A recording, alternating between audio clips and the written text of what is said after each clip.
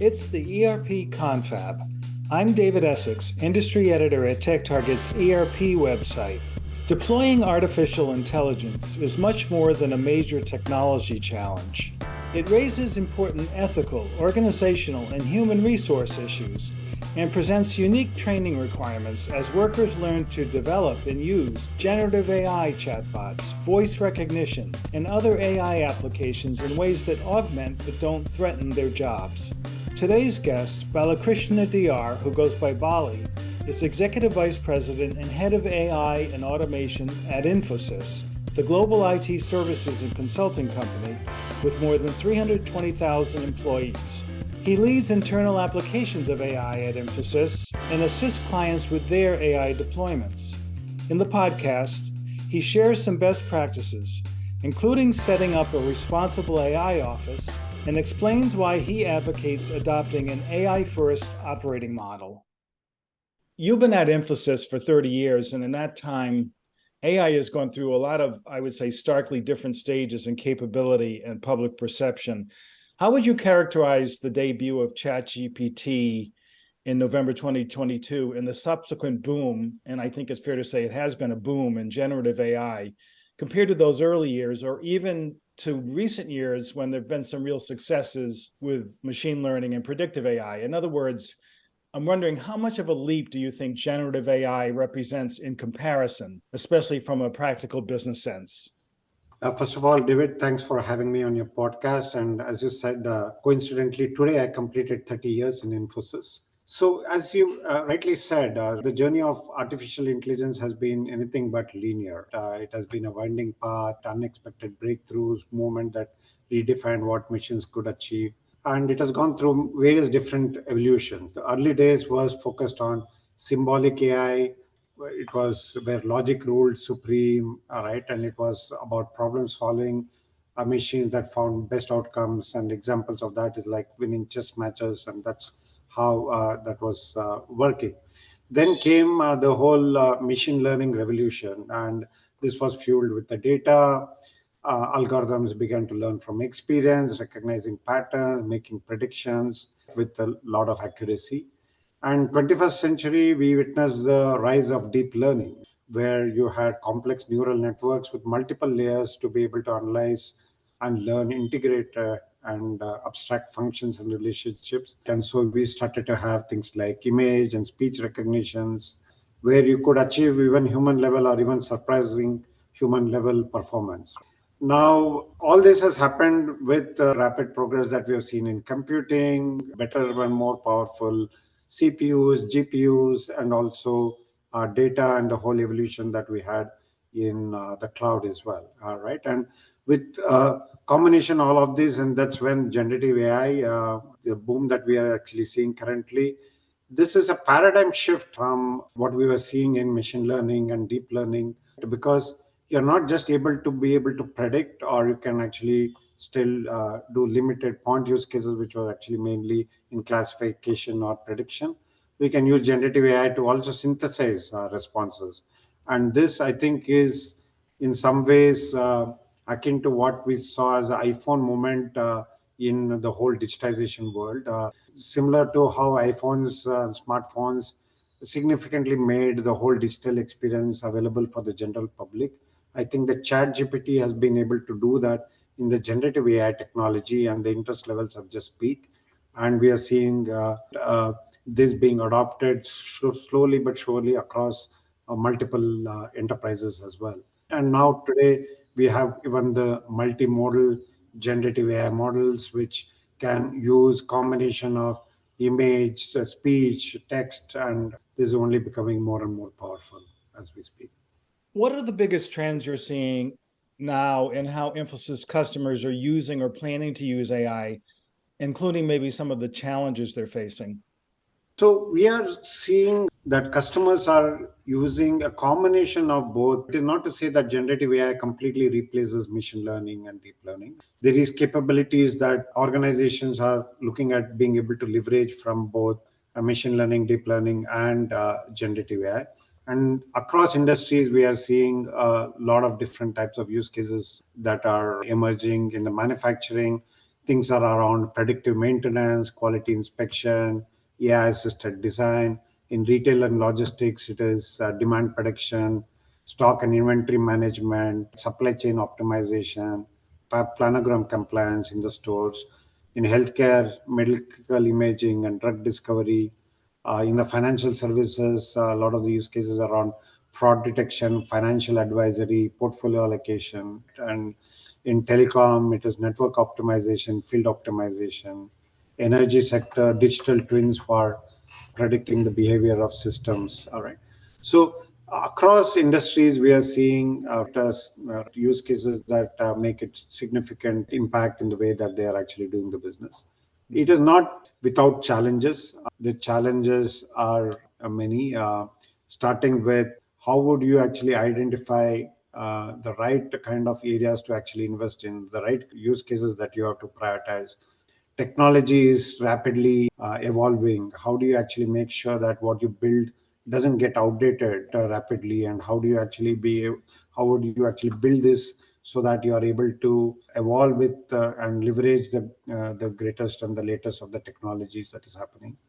One of the key challenges has been and continues to be the data, right? How organizations are able to get their data organized in the way that they can actually use the power of AI.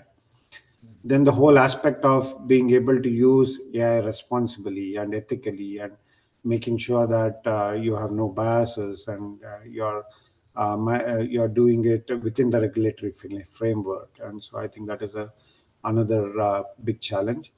And talent, right? How do you think about talent in this world, right? And what are new capabilities that you have to build? What are capabilities that you have to get your existing workforce to be able to learn and adapt, right? I think these are some of the key challenges that we are seeing in the adoption of AI. In the US last October, President Biden signed an executive order calling for standards for AI safety, security, privacy for American citizens, and to promote innovation and spur development of what's called responsible AI.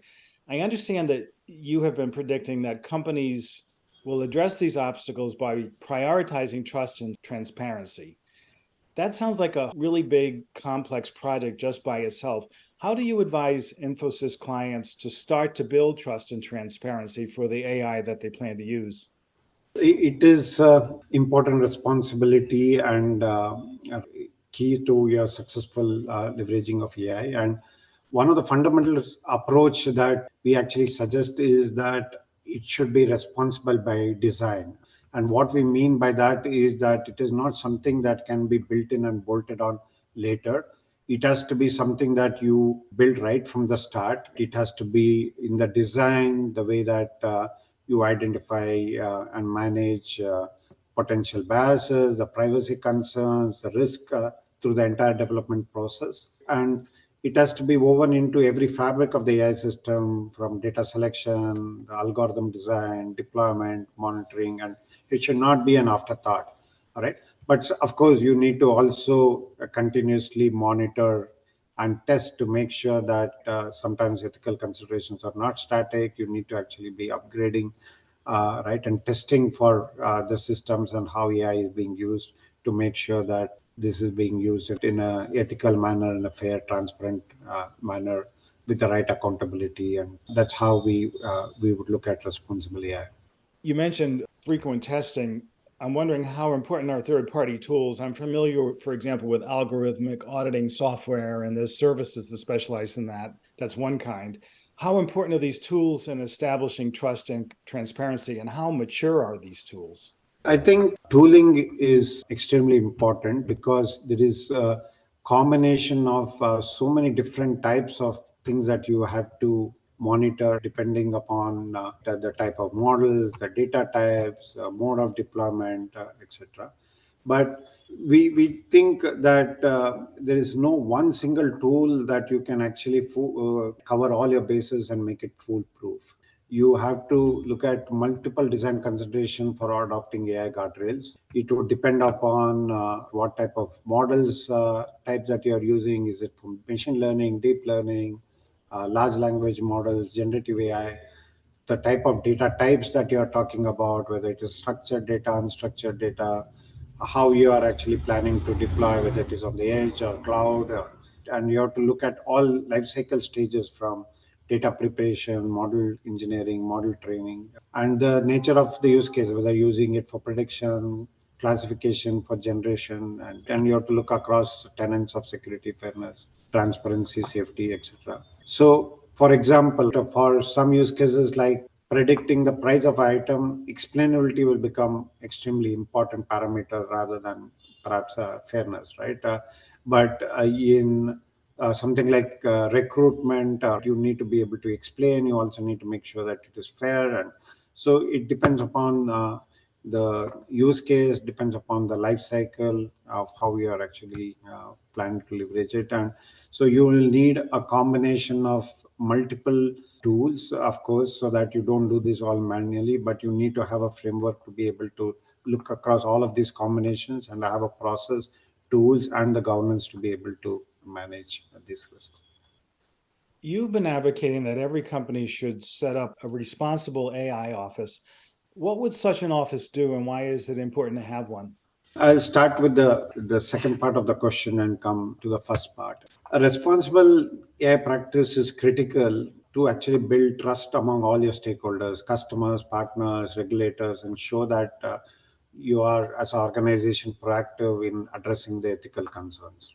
And as AI regulations are continuing to evolve globally, it is important to have independent practice that can ensure that organization remains compliant to the various legal requirements, monitors the technology shifts, and is constantly adapting and to all of the changes that are happening from a regulatory perspective, from a technology perspective, etc. And you can do that only when you have a dedicated body that is focused on making sure that you're always the concentrated efforts to make sure that it's relevant and compliant.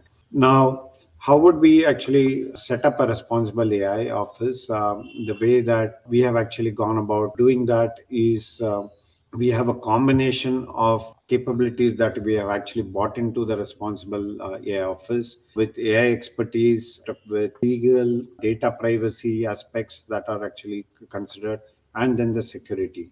And we have set up a central organization that is a dedicated office which is setting up the various processes to validate, enforce, audit, and govern AI.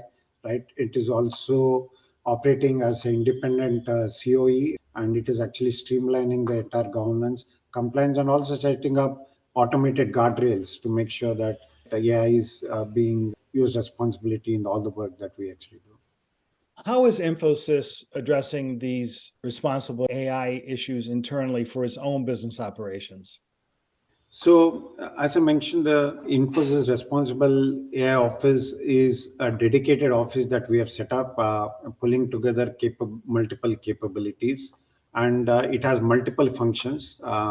So, developing and deploying the technical guardrails that is actually required for adoption of responsible AI, for streamlining the AI governance, formulating the risk strategy, maintaining standards, policies, and guidelines, ensuring the adherence of the responsible by design principles that I spoke about, and the standards through the entire AI development lifecycle, making sure that AI is used safely, and if there is a issue to be able to address the issue that is actually coming in. And this responsible AI office as well, given we are a services company, the best practices that we actually gain from our own adoption, we are taking this as offerings that we can actually help our clients as well in their own journey. And we are today working with about 10 different clients in this space.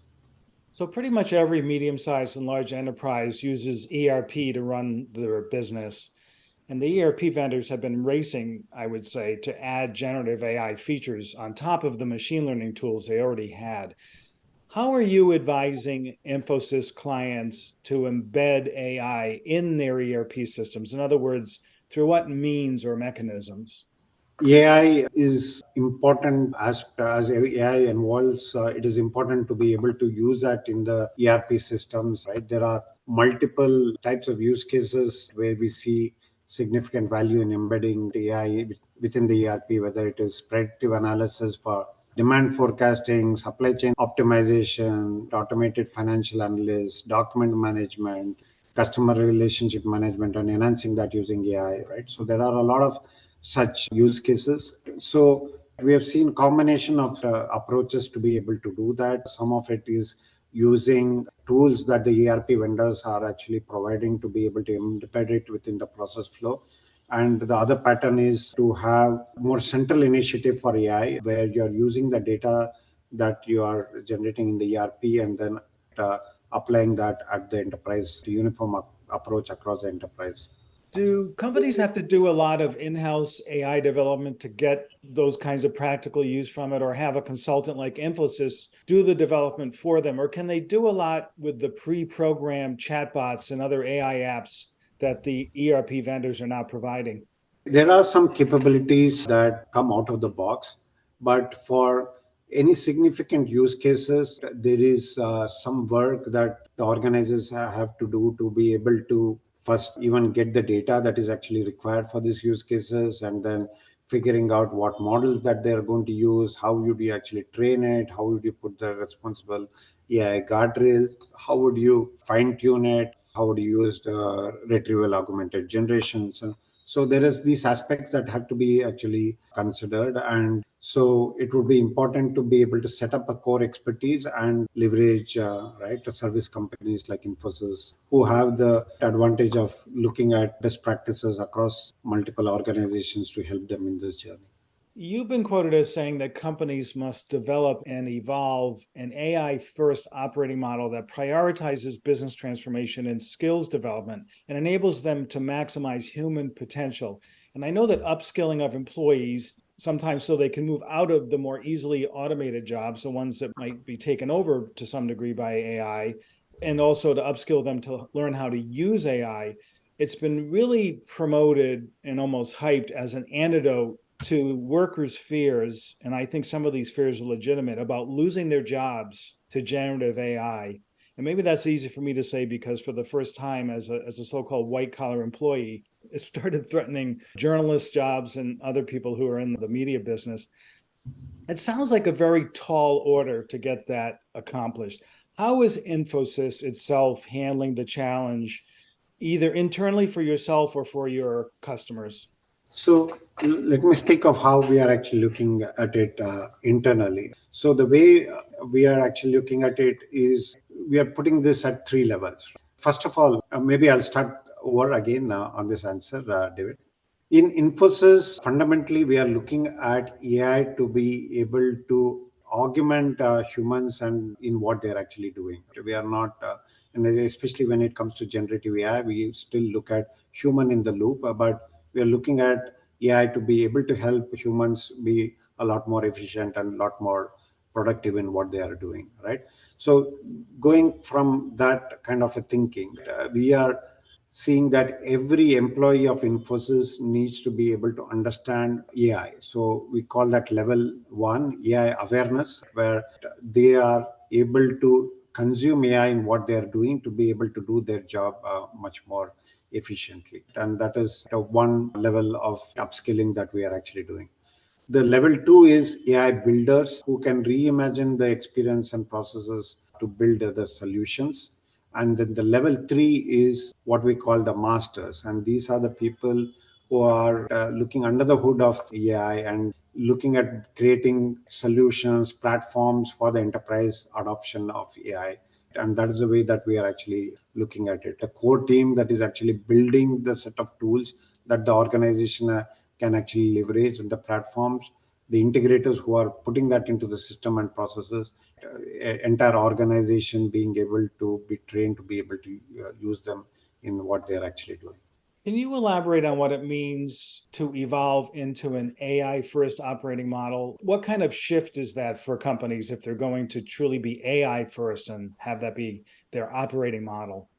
So to be AI first is not to think about leveraging AI in some small pieces within your process, but to look at how you can transform the way that you're doing business using AI. And so some aspects of the transformation is being able to integrate AI strategically in your products, in your services, in your internal processes? Can you actually eliminate process steps? How would you actually augment the products that you are actually building with the features of AI and the services? How do you make the organization more data driven in the decision making? How do you look at innovation proactively? And we are also talking about, as I mentioned, human plus AI. How would you look at routine repetitive tasks automated using AI technology so that the humans can actually focus on more complex and strategic objectives? How would you look at customer experience and enhancing the customer experience? And then how do you make sure that you're doing this all in a responsible manner, and you're mitigating all the risks that actually come with using AI? So that is what we mean by, actually, it is not about doing a few POCs here and there. It is about looking at how you can transform the processes that you have, the way that you're thinking about your products and services, and at the core, and leveraging AI to be able to make a substantial difference within the organization. What do you think is the potential, and what's your overall vision for AI if companies can do everything you've said very effectively? Our vision is that it is not so much human versus AI, it is humans plus AI, where we look at AI as an augmentation to different roles, whether it is a software engineer, whether it is a manager, whether it's consultant, whether it is a legal function, whether it is a recruitment function, right? We think that every role can be augmented with AI, and that is the way that we look at that. The other way to see it is that it has implications across all aspects of the organization, right? Whether it is the work or how we can actually transform, in our own case, software engineering using coding assistants, how you can transform recruitment, how you can transform your learning using AI. So the entire work can actually be transformed. Then how do you actually transform the workplace? How do you use the training that I actually talked about to make everybody aware within the AI, how they can actually create learning platforms that they can actually use, and then the entire workforce using AI, so that you are able to make a meaningful difference to your customer experience, to the employee experience, to the bottom line, and in the whole revenue generation of the organization. Mhm. You talked about human potential also in some of the things you've said here and in other forums. If we take it even to a higher level, or maybe further out, how do you see AI, especially with this new generation that we have now? What's the potential for human potential? It is difficult to see how this is actually going to evolve, right? But if you look at history, always we have seen a lot of technology breakthroughs and other kind of breakthrough throughout the evolution of humans. But it is always that there are aspects that, while these technologies have actually aided and improved the productivity and improved what humans can actually do, we have always seen that the humans actually evolve into playing bigger and larger roles. And I think that is going to be the same even AI. There are aspects about creativity, there is aspects about personalization, and that can never be actually replaced completely machine. And so that's why we are thinking about this as humans that can be amplified, and there have been other technologies to be able to improve the productivity and the efficiency of humans. And we think AI is going to be another such technologies that would actually help amplify what humans are actually doing. I guess we won't know until we get there, until it happens. Yeah. Hard to predict. Well, Bali, I really appreciate your time today joining the podcast from India. Very interesting conversation. Thank you. Thank you, David.